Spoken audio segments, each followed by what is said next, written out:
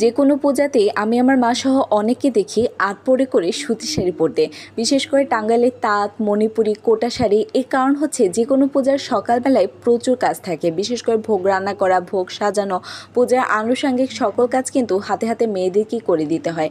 সেক্ষেত্রে একটা সুতি শাড়ি পরে গেলে সকালবেলা গরমও কম লাগে এবং নির্বিঘ্নে পুজোর কাজ করা যায়, পুষ্পাঞ্জলি দেওয়া যায়।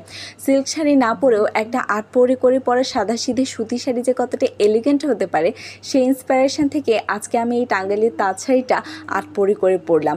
আগে না আমি ভাবতাম মোটা মেয়েদের আট পরি করে শাড়ি পরলে আরও মোটা লাগে, তবে যেদিন থেকে এভাবে শাড়ি পরা শিখলাম সেদিন থেকে সব শাড়ি আট পরি করে পরতে ইচ্ছা করে। টাঙ্গাইলের তাঁত শাড়ি তো আমার খুব পছন্দ, তবে ধনেখালির তাঁত পরারও আমার খুব ইচ্ছে আছে।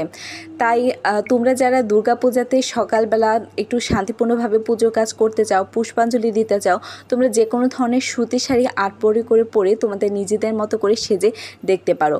আমার মনে হয় দেখতে ভালো লাগবে। বাই।